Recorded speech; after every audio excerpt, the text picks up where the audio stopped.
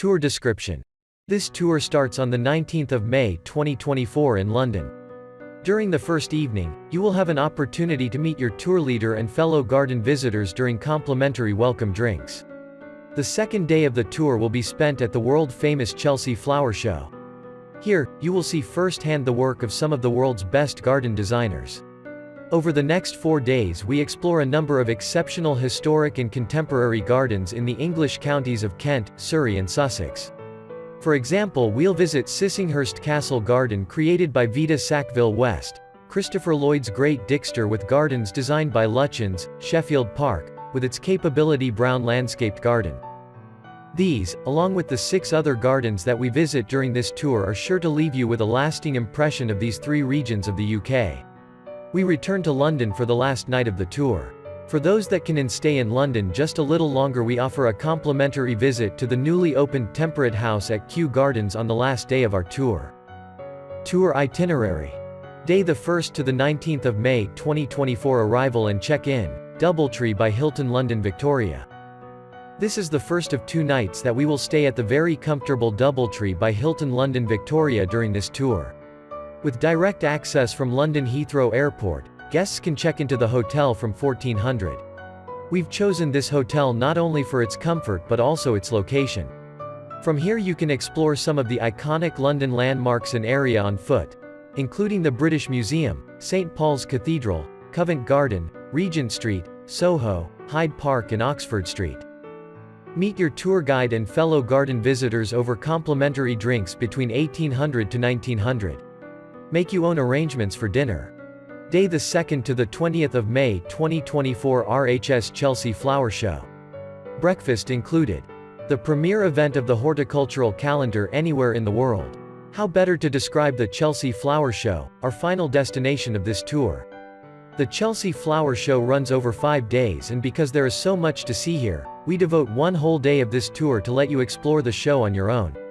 Today, we'll leave early and aim to arrive at the show just as it opens.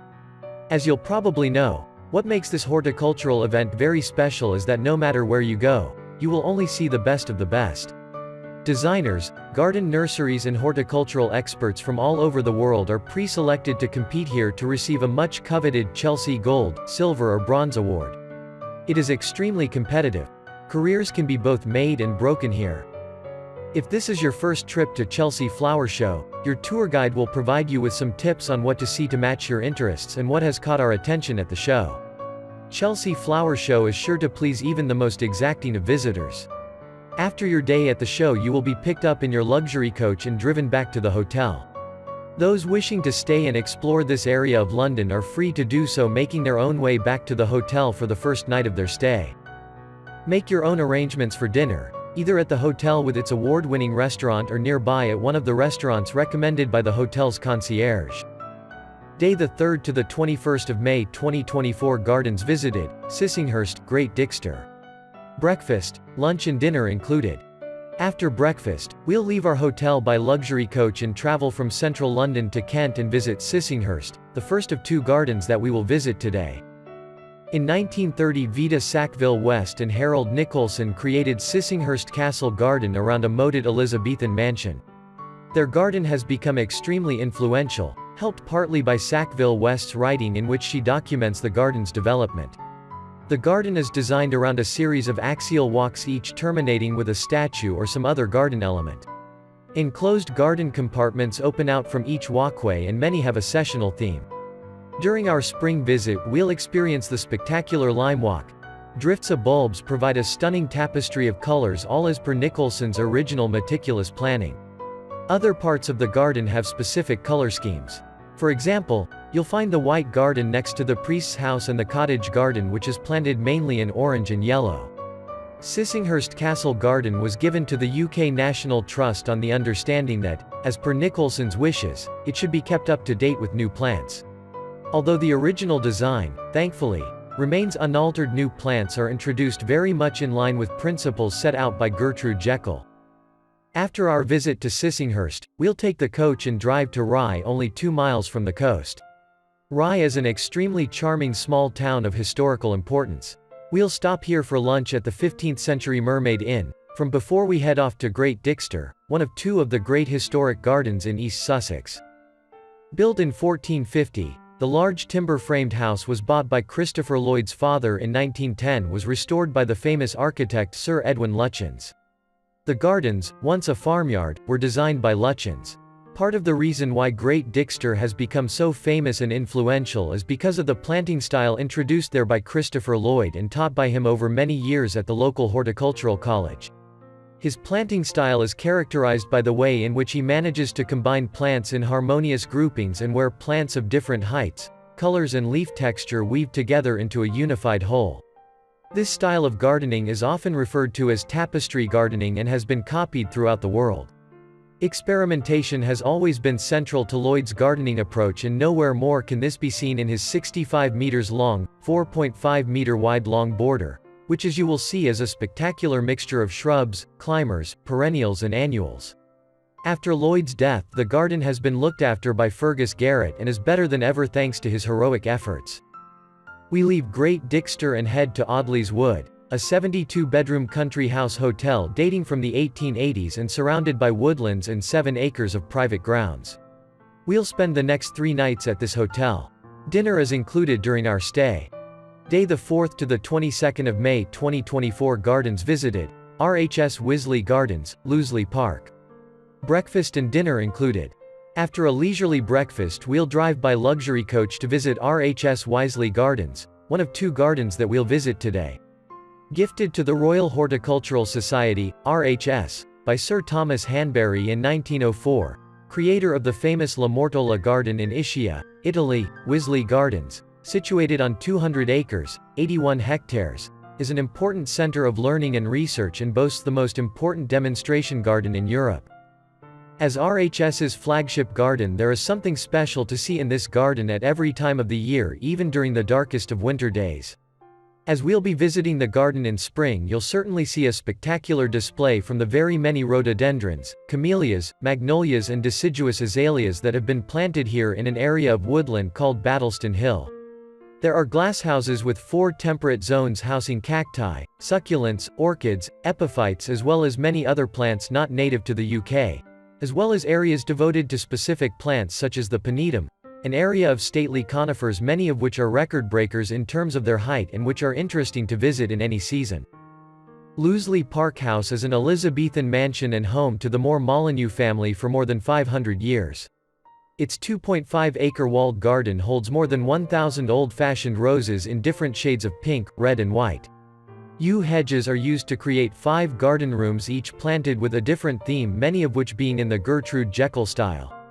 There is also an exceptional herb garden which has been divided into 6 sections, each being planted with herbs according to their intended use. We'll find time during our visit to have afternoon tea, a quintessential English experience. At the end of a full day, we return to our hotel. Join the group for dinner in the early evening. Day the 5th to the 23rd of May 2024. Gardens visited: Wakehurst Place, Nyman's Garden, breakfast, lunch and dinner included. Although Wakehurst Place House was built in 1590, its garden was not created until 1902. The owner, Gerald Loader, sponsored many plant collecting expeditions, and some of the many plants brought back to the UK from these adventures can be found in the garden today. There is a glade planted only with species found at over 3,000 meters in the Himalayas, water gardens containing a large collection of Japanese irises as well as a famous collection of rhododendrons, conifers and plants found normally in the southern hemisphere. There are also 2 walled gardens, each with their own character. Part of the Wakehurst Place estate is given over to a seed bank, which has now become an international effort to collect the seeds from 75,000 species of plants by 2020, representing 25% of all known flora. We'll have lunch at Wakehurst Place, before we take our coach and travel to Nyman's Garden. Designed around a 17th-century house, we find a 6-acre garden. There are different historically inspired formal gardens. In the potager, true to a traditional plan, we find fruit, vegetable, herbs and cutting flowers as well as fruit trees. Nearby there is a walled herb garden with chamomile paths as well as a cloister walk which was inspired by a pre-Raphaelite painting. The double herbaceous borders reflect Victorian taste. With soft pastel colors we'll find monkshood, delphinium and iris amongst many other different plants of interest. There is also a canal garden. Our visit to Nyman's Garden marks the end of our day, and from there we'll head back to our hotel. Join the group for dinner in the early evening. Day the 6th to the 24th of May 2024. Gardens visited, Sheffield Park. Breakfast and lunch included. In 1775, capability, Brown landscaped 120 acres of gardens and woodland for Lord Sheffield, the owner of Sheffield Park. Later sold and bought by Arthur G. Soames and enlarged to 265 acres. Much of what remains today was made between 1909 and 1934 by him. Sheffield Park is a fine example of a landscape movement garden. Noted for their scale, Sheffield Park has 5 lakes each linked by cascades and boasts one of the finest collections of trees in the British Isles. During our spring visit, we expect to see a fine display of flowering trees and rare shrubs including a Melancure spp, Cornus florida, dendrons, azaleas, as well as mass plantings of daffodils and sheets of bluebells. At the end of the day we'll travel back to the Doubletree by Hilton London Victoria Hotel in central London for the last night of this tour. Make your own arrangements for dinner either in the hotel or at one of the restaurants recommended by the hotel's concierge. Day the 7th to the 25th of May 2024. Checkout in Kew Gardens. Breakfast included. Checkout of the hotel will be 12 noon. For those staying in London or who want to extend their tour just a little longer, we include an optional complimentary short trip this morning between 0900–1200 to visit the recently reopened Temperate House at the world-famous Kew Gardens, minimum of 10 people. The Temperate House is said to be the largest remaining Victorian glasshouse in the world and is home to a collection of rare and threatened temperate zone plants. We return to the hotel mid-afternoon to say farewell to you in time for your onward journey.